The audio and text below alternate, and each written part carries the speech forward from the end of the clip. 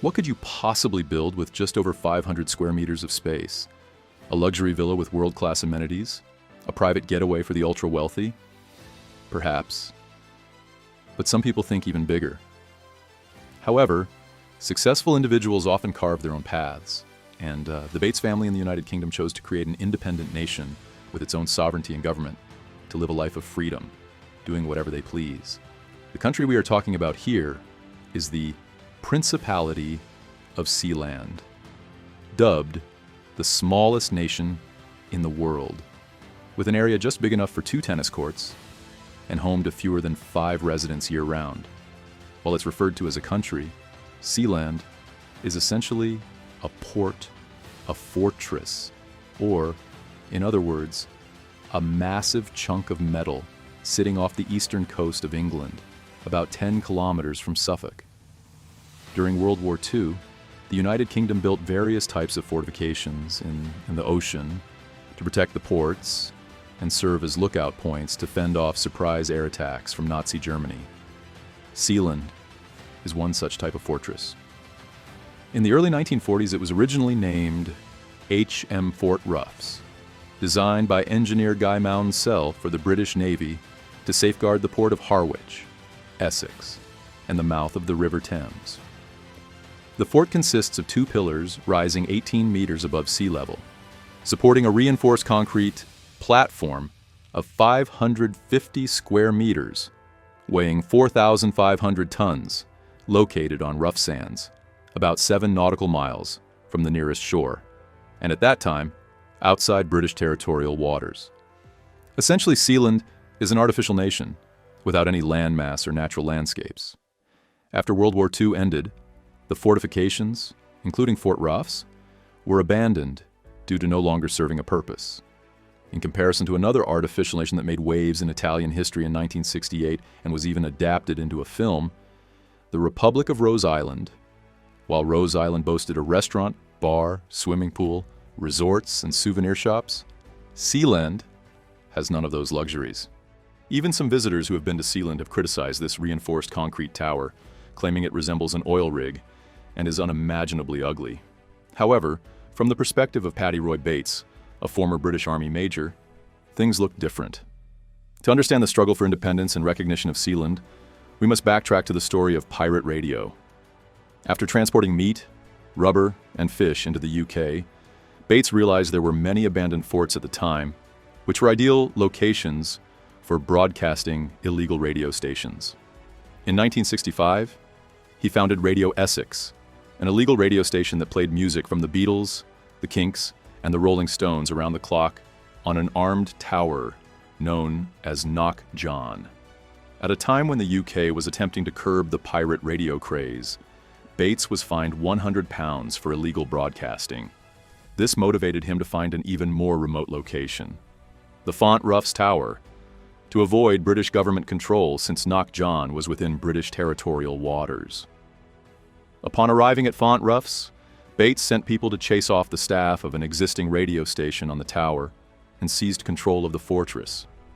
He then immediately established another radio station named Radio City, relocating his family, including his wife and 2 children, to settle on the fortress.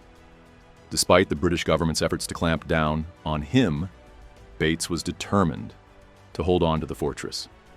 Following a lawyer's advice, on September 2, 1967, Bates officially named the fortress the Principality of Sealand, as a birthday gift for his wife Joan, marking the momentous birth of this tiny nation. Naturally, Bates's audacious actions became a thorn in the side of the British government.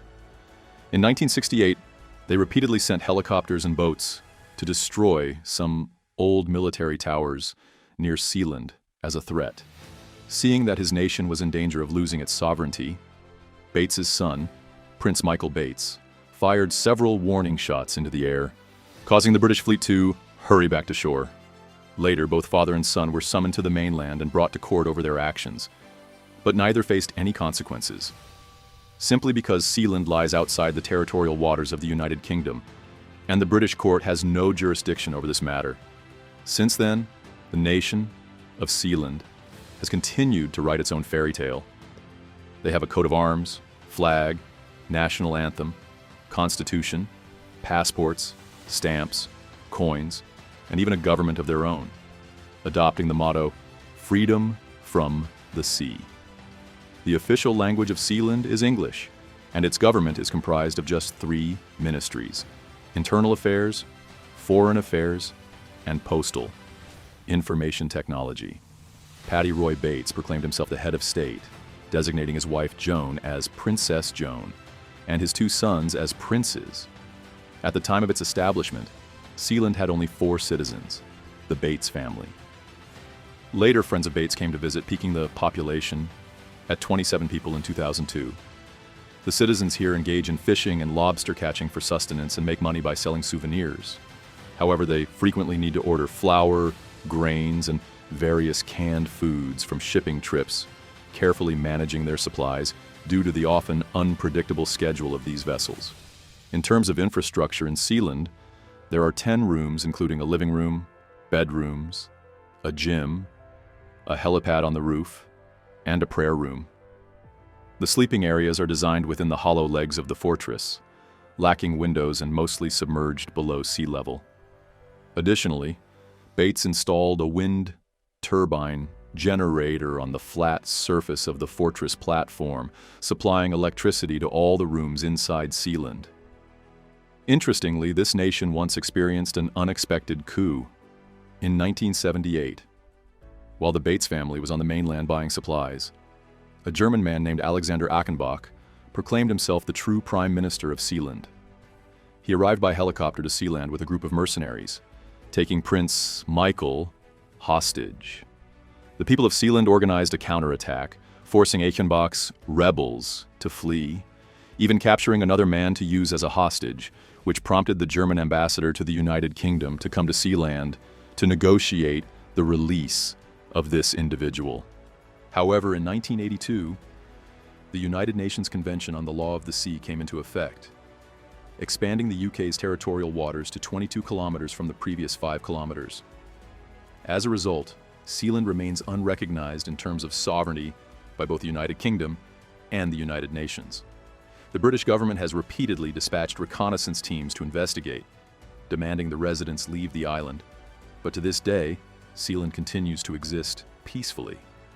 Yet, the population of Sealand has not been able to grow much beyond its peak, and has even declined somewhat. The royal family must return to the mainland for their children's education. Only 2 people stay behind to oversee operations on a rotating weekly basis, and these 2 are designated as Homeland Security Directors. Currently, Sealand is fully equipped with the internet, has launched a printing newspaper, and initiated an online news platform. This nation even has a football team that has participated in international sports events in football and fencing. Moreover, they reached global fame in 2008 by winning the International Egg Throwing Championship. The national flag of this country was even planted on the roof of the world, which is Mount Everest. There was also a well-known energy drink brand that chose Sealand as the venue for a skateboarding event. Tourists wishing to become citizens of Sealand only need to purchase an identification card, with titles available for sale ranging from £29.99 to £199.99, equivalent to approximately 860,000 to 5.8 million Vietnamese dong. However, traveling to Sealand poses a challenge for those lacking courage. You need to take a boat from a UK port for about 30 minutes, facing rough seas and huge waves. And when you reach the foot of Sealand, you'll have to sit on a pulley to be lifted up, as this country does not have an elevator. Despite the harsh conditions and the desolate scenery amidst the ocean, the citizens of Sealand are very satisfied with their lives there. It is expected that in the future, this country will continue to be maintained and developed, similar to the way Patty Roy Bates transferred leadership to his children upon his passing, allowing them to continue ruling this tiny nation. However, this country remains a topic of debate. Their passports are still not recognized, so citizens wishing to travel abroad essentially still have to use passports as citizens of the United Kingdom. If you could find a piece of land not owned by any nation, would you want to build your own country like Sealand? What other microstates in the world do you know about? Let us know in the comments.